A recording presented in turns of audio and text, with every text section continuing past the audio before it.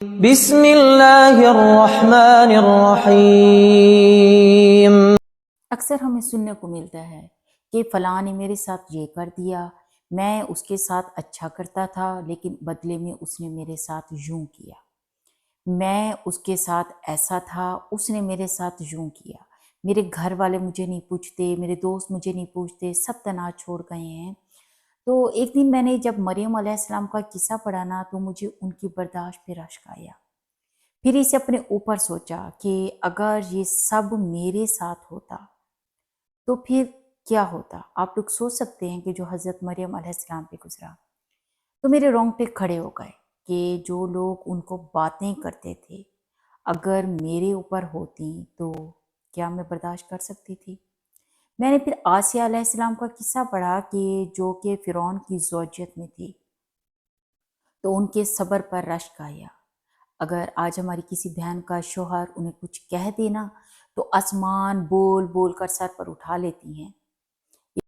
حضرت ابراہیم علیہ السلام کی پیدائشی بت تراش کے گھر میں ہوئی، گھر سے وہ نکالے گئے، اپنا باپ ہی بیٹے کو جلانے کے لیے لکڑیاں اٹھا اٹھا کر لاتا تھا، لیکن امتحان میں کامیاب ہوئے تو ویران بیابان میں اکلوتی اولاد کو چھوڑا، اللہ اکبر، کہ پھر قربانی دینے کا حکم آیا۔ آج کسی مرد میں ہے اتنا حوصلہ؟ کبھی بھی نہیں۔ ایوب علیہ السلام کی بیماری، سب کچھ چلا گیا، اولاد، مال، بیویاں، سب کچھ، لیکن آزمائش پر صبر کیا۔ آج ہے کسی میں اتنا صبر؟ بالکل بھی نہیں۔ یوسف علیہ السلام کو بچپن میں ہی ان کے والد سے بھائیوں نے دور کر کے کنویں میں پھینکا، پھر غلام کے طور پر قیمت لگائی گئی، قید کاٹی گئی، لیکن صبر کیا۔ اور آج اگر ایسا کسی کے ساتھ ہو تو شکوہ شروع کہ اللہ نے میرے ساتھ ہی ایسا کیوں کیا۔ رسول صلی اللہ علیہ وسلم نے یتیمی میں آنکھ کھولی، پھر ماں بھی چھوڑ گئی اور مختلف آزمائشوں سے گزرتے نبوت کے مقام تک پہنچے۔ غزوات، بھوک، دشمنوں سے مسلسل آزمائش کی زندگی۔ کیا آج کوئی کر سکتا ہے یہ سب برداشت؟ بالکل نہیں۔ تو کیا یہ مثالیں ہمارے لیے کافی نہیں ہیں کہ مسلمان کی زندگی آزمائش ہوتی ہے اور ہمیں بھی زندگی کا ایسے ہی امتحان دینا ہے اور اس طرح صبر کرنا ہے، دشمنوں کو معاف کرنا ہے، صلح رحمی کا سلسلہ جاری رکھنا ہے۔ ہاں واقعی یہ زندگی ایک گرم صحرا کی تپتی دھوپ کی مانند ہے اور ہمیں گرم ریت پر لیٹ کر سینے پر بھاری بھرکم پتھر کا بوجھ اٹھا کر کبھی کچھ اس سے بڑی آزمائش ہو، سلگتے کوہلوں پر لیٹ کر بھی، چمڑی جلا کر بھی امتحان دیتے ہوئے بس آہت آہت پکارنا ہے۔ جنت ایسے ہی نہیں مل جانی، مومنوں کی سنت پر چلنا ہوگا، صبر کے ساتھ آزمائش پر پورا اترنا ہوگا۔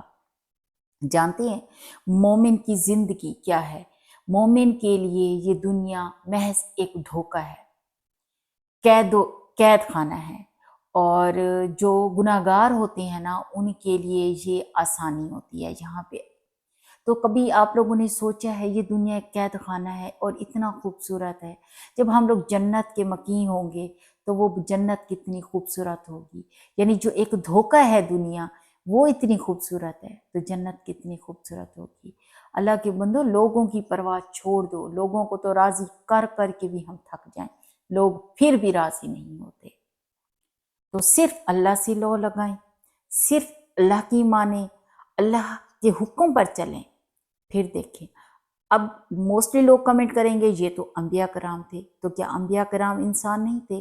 ان کو نبوت ایسے مل گئی تھی، انہوں نے تو اللہ تعالیٰ کے حکم کی تعمیل کی تھی نا۔ وہ بھی تو چاہتے کہ ہم اللہ کے خاص بندے، ہم جو کچھ کریں کر سکتے ہیں، نہیں۔ حضرت محمد صلی اللہ علیہ وسلم کی زندگی کی مثال لے لیں، وہ تو اللہ تعالیٰ کے اتنے پیارے محبوب ہیں، تو کیا اب اللہ تعالیٰ گوارا کرتے اپنے محبوب کو ان تکلیف کے لیے؟